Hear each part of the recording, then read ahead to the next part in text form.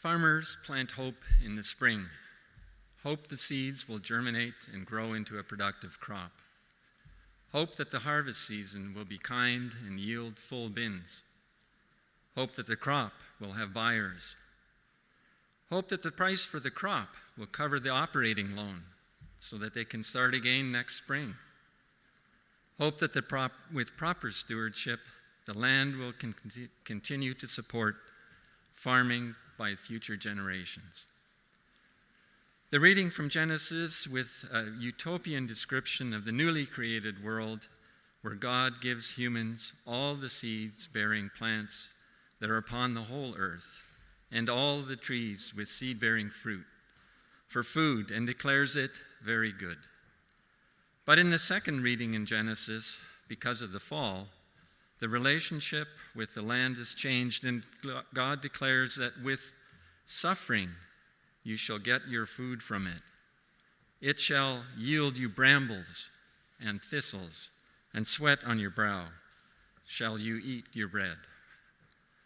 The latter descriptions of hardscrabble farming are still true in some parts of the world. However, weather uncertainties aside, farming in North America, and particularly southern Ontario, is more like the first description in Genesis. In that context, I'd like to use the last line from the John reading, which is, "Feed my sheep," to ask the question, who has the responsibility to ensure that everyone on the globe has enough to eat? We hear a variety of claims about fundamental human rights, but access to nutritious food by all would surely be a fundamental starting point. What responsibility do I and you have in our abundance for feeding the 8 billion people that are on the world? Are all means of production justified in achieving this goal, even if they contribute to climate change? Agriculture developed simultaneously in more than 10 locations around the world approximately 10,000 years ago, well after 200,000 years of evolution that brought humans out of Africa to populate most of the globe. Agriculture is a foundation of civilization. As communities developed around planted fields and paddocks for animals, some people developed tool manufacturing, food and fiber processing, building, record keeping, accounting, and trading skills. The labor became specialized. However, before the advent of big cities, virtually everyone was involved in agriculture. In Europe, in the 1500s, approximately 75% of the labor force was involved in agriculture.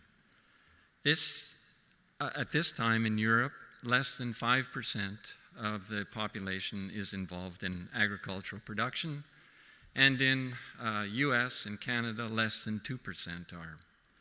This decline in participation in food production has been facilitated by dramatic rises in the productivity per unit area and per worker in farm space. And it resulted from the development and utilization of knowledge of plant and animal genetics, soil science, animal and plant physiology, pathology, and ecosystems. For example, in US, the area used to produce corn in 1866 has doubled, but the corn produced in that area has increased 8-fold. Innovation in agriculture has continued at a dramatic pace. The value of agricultural goods produced per worker averaged about $48,000 per year in US, Canada, and Australia, but it increased to $100,000 per worker per year by 20 years later, by 2021. Innovation in agriculture has continued. This increase in productivity was from 0.5 billion in the 1500s to 8 billion people today. The success in feeding that growing population throughout through technological innovation and advancement has been called the Green Revolution. In short, in the 50 years since the Second World War, even though the population doubled, the production of grain increased threefold, with only a 30% increase in the land used to produce that food, and thus averting dire predictions by Malthus in 1798 of a worldwide famine. However, in spite of these successes in preventing widespread hunger and improving standards of living and health, there are criticisms of the methods, outcomes, and motivations of advanced agricultural systems. And they include centralization and a shift of control from small holdings to large corporate interests, an overemphasis on practices that increase farm productivity and profit, which don't respect animal rights and threaten the environment, internationalization leading to the production of commodities with international markets rather than feeding local communities, over-reliance on technologies geared to increasing outputs which threaten long-term stability, sustainability, including the use of those that pose significant environmental and sometimes direct human health risks. Each of these areas are complex, and I don't have time to address them comprehensively. However, I'd like to make a few points to stimulate the discussion for the meeting or the adult education time afterwards. Farms are bigger than in the past, and there are fewer of them. The average Canadian farm in 1941 was 237 acres, but now the average is over 800 acres. And in 1941, there were 740,000 farms in Canada. Today, there are 190,000 over the same time.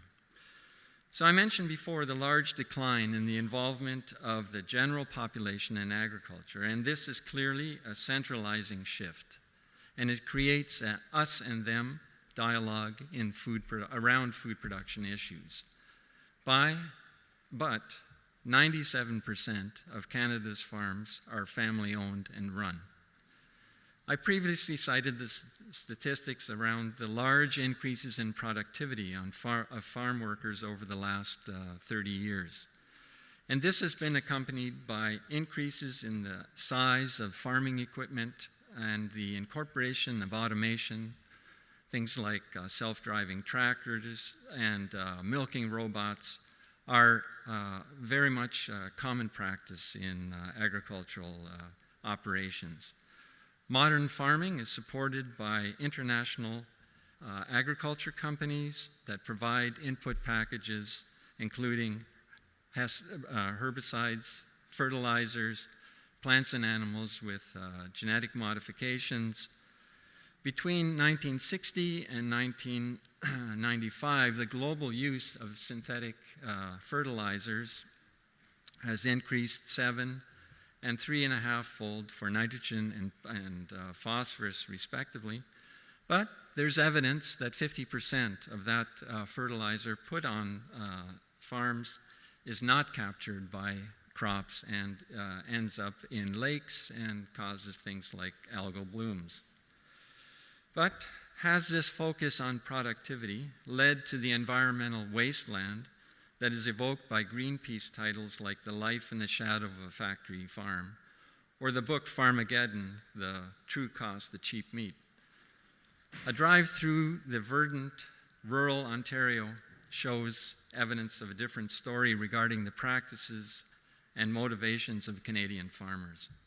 It's my experience in working with food producers in Ontario that they care deeply about the environment. 65% of the food produced in Ontario was consumed right here.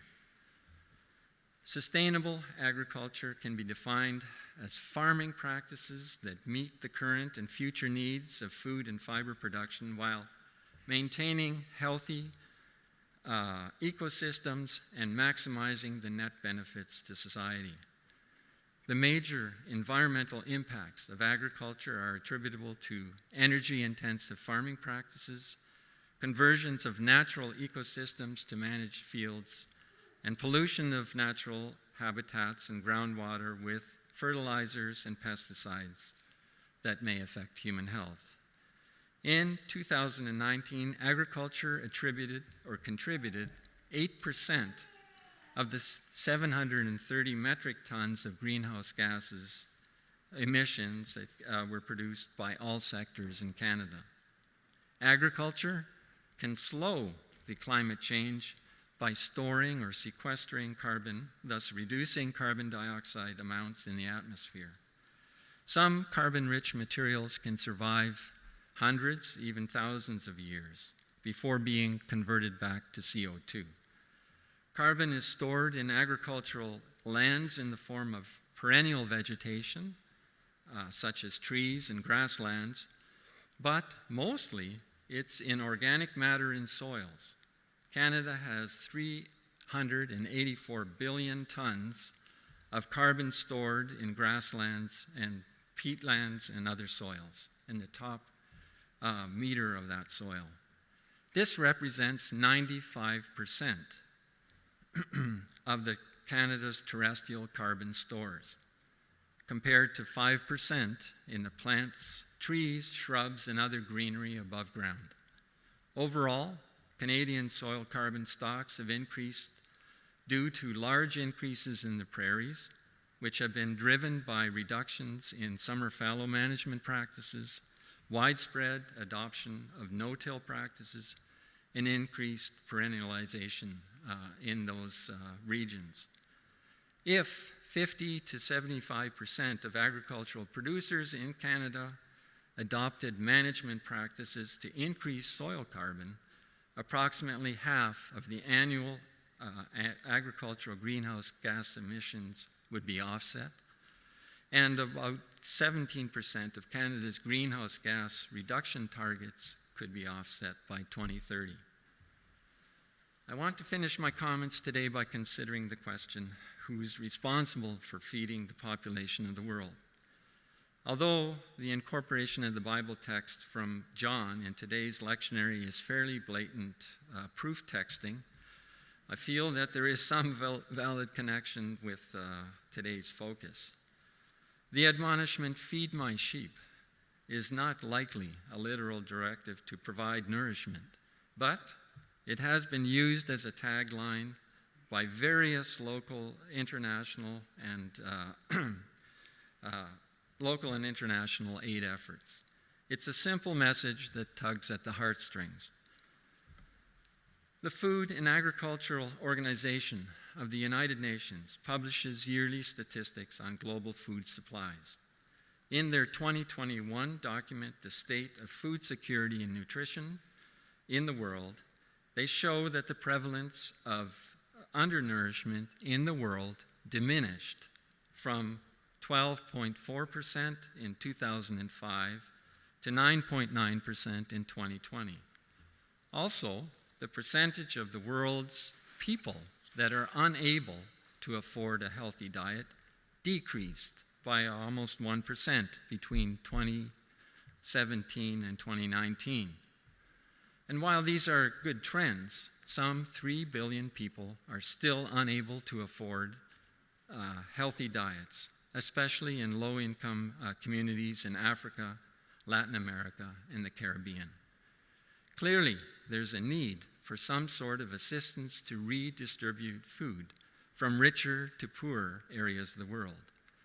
I began my comments on this topic with the observation that a primary justification for the North American focus on ever-increasing productivity of farming systems is to feed the burgeoning population of the world. I wondered if other countries had similar motivations, and also whether their participation in food aid matches the rhetoric.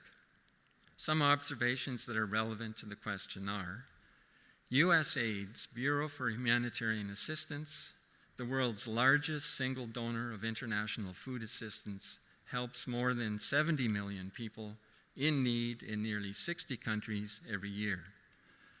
A strategic goal of the U.S. Department of Agriculture is to maximize the ability of the American agricultural producers to prosper by feeding and clothing the world.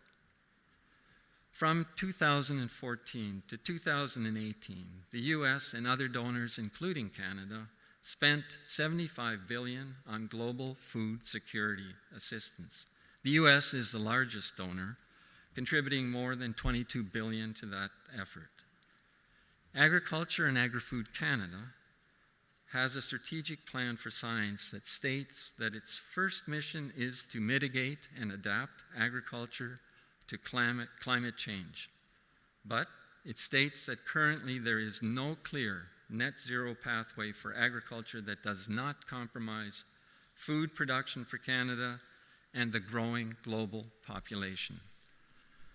The focus of the European Union's Common Agricultural Policy is to support farmers, to improve agricultural productivity, to ensure a stable supply of affordable food, safeguard the ability of European farmers to make a reasonable living, tackle climate change, maintain rural areas and landscapes, keep the rural economy alive by promoting agricultural jobs.